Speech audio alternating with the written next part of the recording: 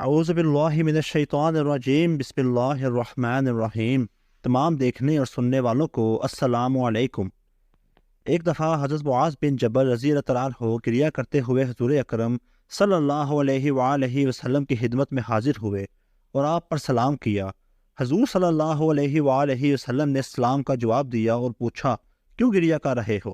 جناب معاذ بن جبل رضی اللہ تعالیٰ عنہ نے عرض کی، یا رسول اللہ صلی اللہ علیہ وآلہ وسلم، مسجد کے دروازے پر ایک خوبصورت نوجوان آیا ہوا ہے اور زاروں کی طرح رو رہا ہے۔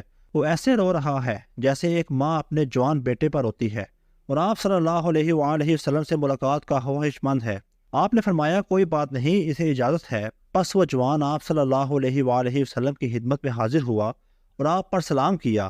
آپ نے سلام کے جواب کے بعد اس سے پوچھا، کیوں رو رہے ہو؟ اس نے عرض کیا، میں نے ایسا گناہ کیا ہے کہ اللہ تعالیٰ مجھے معاف نہیں کرے گا اور مجھے دوزخ میں ڈالے گا۔ پیغمبر اکرم صلی اللہ علیہ وآلہ وسلم نے فرمایا، کیا تو اللہ کے ساتھ کسی کو شریک ٹھہراتا ہے؟ اس نے عرض کی، نہیں۔ تو آپ نے فرمایا، کیا تو نے کسی محترم ہستی کا قتل کیا ہے؟ اس نے جواب دیا، نہیں۔ تو پھر آپ نے فرمایا، کیا تیرا گناہ پہاڑوں سے بھی بڑا ہے؟ اس نے جواب دیا، جی ہاں، میرا گناہ پہاڑوں سے بھی بڑا ہے۔ پھر آپ نے فرمایا کہ تیرا گناہ 7 زمینوں، دریاؤں، ریت کے زروں، درختوں اور جو کچھ خدا نے بنایا ہے، مثلاً آسمان، ستاروں، عرش اور کرسی سے بڑا ہے۔ اس نے عرض کی، جی ہاں، میرا گناہ ان سب چیزوں سے بڑا ہے۔ پھر آپ صلی اللہ علیہ وآلہ وسلم نے فرمایا کہ تو اب اپنا گناہ بیان کر۔ اس نے اپنی داستان یوں بیان کی کہ میں 7 سال سے قبریں کھود کر مردوں کے کفن اتار کر بازار میں فروخت کرتا رہا ہوں۔ ایک رات میں نے انصار کی ایک لڑکی کی قبر کھودی اور اس کے کفن کو اس سے جدا کیا تو شیطان نے میرے ذہن میں وسوسہ ڈالا اور میں نے اس کی لاش سے مقاربت کی۔ جب میں واپس آ رہا تھا تو لاش سے آواز آئی، اے نوجوان، تجھے خدا کی حکومت سے کوئی خوف نہیں آتا، تجھ پر افسوس ہو کہ اب سے دوزخ تمہارا مقدر ہے۔ جوان کہنے لگا، یا رسول اللہ صلی اللہ علیہ وآلہ وسلم، آپ بتائیں کہ میں کیا کروں؟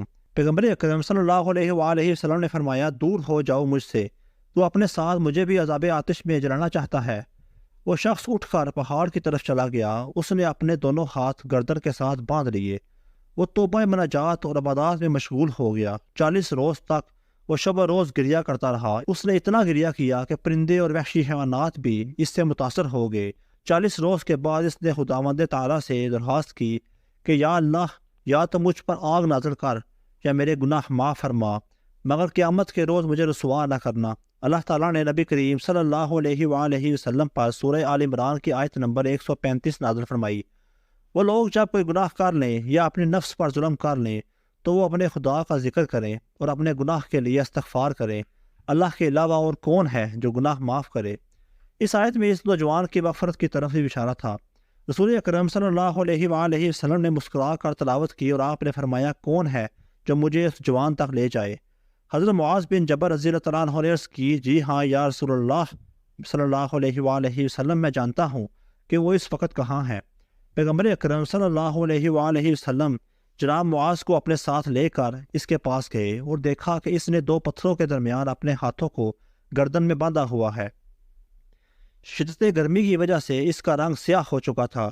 شدت گریہ کی وجہ سے اس کی آنکھوں کے گرد بال گر چکے تھے اور وہ شخص محو مناجات تھا۔ وہ اپنے سر پر ہاتھ ڈال رہا تھا۔ صحرا کے درندے اس کے گرد کھڑے ہوئے تھے اور پرندے اس کے سر کے اوپر سایہ فکر تھے۔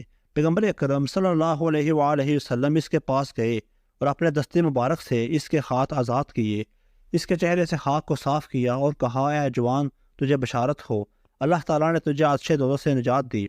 آپ نے اصحاب سے کہا، دیکھو، اپنے گناہوں کی تلافی اس طرح کیا کرو۔ پچھلے زمانے میں ایک شخص رہتا تھا۔ اس نے حلال طریقے سے دنیا تلاش کی مگر ناکام رہا۔ اس کے ہاتھ دنیا نہ آئی۔ اس نے حرام طریقوں سے دنیا طلب کی، پھر بھی ناکام رہا۔ اس کے ہاتھ دنیا نہ لگی۔ ایک مرتبہ ابلیس انسانی شکل میں اس کے سامنے آ گیا اور کہا، تم نے حلال و حرام طریقوں سے دنیا حاصل کرنے کی کوشش کی مگر ناکام رہے۔ اگر تم میرے کہنے پر عمل کرو تو تمہارے پاس دنیا کی کوئی کمی نہیں رہے گی اور بہت سے افراد تمہاری پیروی کرنا اپنے لیے باعث سعادت سمجھیں گے۔ اس شخص نے کہا، میں تیری بات پر ضرور عمل کروں گا۔ ابلیس نے اسے مشورہ دیا کہ تو ایک نیا دین و مذہب ایجاد کر لے اور لوگوں کو اس کی دعوت دے۔ اس نے ابلیس کے کہنے پر عمل کیا۔ آہستہ آہستہ لوگ اس کے پیروکار بنتے گئے اور اس کے پاس دولت کے ڈھیر جمع ہو گئے۔ پھر اس نے کچھ عرصے کے بعد سوچا کہ میں نے بہت غلط کام کیا ہے، میں نے لوگوں کو گمراہ کیا، اب میرے لیے توبہ صرف اسی صورت میں ممکن ہے اپنے پیروکاروں کے سامنے جھوٹ کا اقرار کر لوں تاکہ وہ غلط نظریات سے بچ سکیں اور اللہ مجھے معاف فرما دے۔ چنانچہ اس نے اپنے پیروں کا اجتماع بلا کر اعلان کیا کہ میں نے اب تک تمہیں گمراہ کیا تھا اور جو کچھ بیان کرتا تھا وہ سب باطل اور جھوٹ پر مبنی تھا۔ انہوں نے کہا تو اب جھوٹ بول رہا ہے اور تو اپنے دین میں شک کر کے گمراہ ہو گیا ہے۔ یہ کہہ کر اس کے پیروکار وہاں سے چلے گئے۔ اس شخص نے اپنے آپ کو توق زنجیر میں قید کر لیا اور ارادہ کیا کہ جب تک اللہ تعالیٰ میری توبہ قبول نہ کرے گا میں یہ توق زنجیر جدا نہیں کروں گا۔ اللہ تعالیٰ نے اس وقت کے نبی کو وحی فرمائی کہ تم اس شخص سے جا کے کہہ دو، اللہ فرماتا ہے مجھے اپنی عزت کی قسم اگر تو اتنی گریہ زاری کرے کہ تیرے وجود کا بند بند جدا ہو جائے تو بھی میں تیری توبہ قبول نہیں کروں گا اور نہ ہی تیری کوئی دعا قبول کروں گا جب تک تو ان لوگوں کو زندہ نہ کرے جنہیں تو نے گمراہ کیا تھا اور وہ اسی حالت میں مر گئے۔ علی ابن ابی حمزہ روایت کرتے ہیں کہ سلاطین بنی امیہ کا ایک کاتب میرا دوست تھا۔ اس نے مجھ سے اصرار کیا کہ میں اس کے لیے امام جعفر صادق علیہ السلام سے ملاقات کی اجازت طلب کروں۔ میں نے امام جعفر صادق علیہ السلام سے عرض کی کہ سلاطین بنو امیہ کا ایک کاتب آپ سے ملنے کی خواہش مند ہے، اگر آپ اجازت دیں تو میں اسے آپ کی خدمت میں پیش کروں۔ آپ نے اجازت دی تو میں اسے امام عالی مقام کی خدمت میں لے گیا۔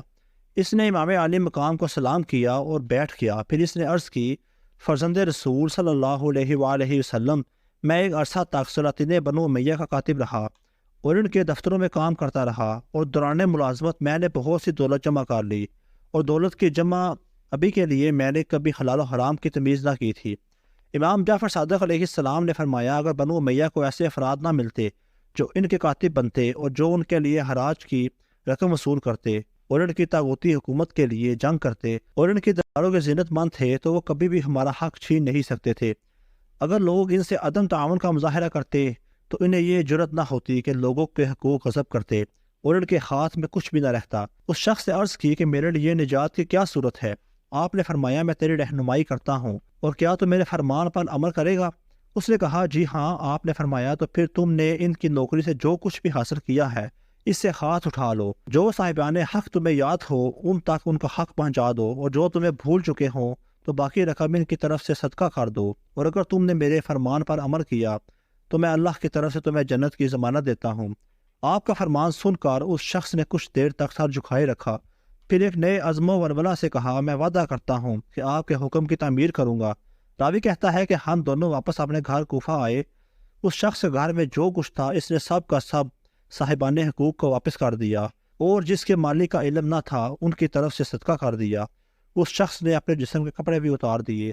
میں نے اس کے لیے اپنے ایمانی بھائیوں سے تعاون کی درخواست کی اور ہم نے اسے کپڑے لا کر دیے اور اس کے اخراجات کے لیے ہم نے کچھ رقم بھی اس کے حوالے کی۔ اس کے بعد وہ شخص محنت مزدوری کرنے لگا اور اس سے اپنی ضروریات زندگی فراہم کرنے لگا۔ چند ماہ بعد وہ بیمار ہوا اور اس کی عیادت کے لیے اس کے گھر گیا تو دیکھا کہ اس پر نزاع کا عالم طاری تھا، اور جیسے ہی اس کی آنکھ کھلی وہ مجھے دیکھا تو کہا آپ کے مولا آقا نے اپنا وعدہ پورا کر دیا۔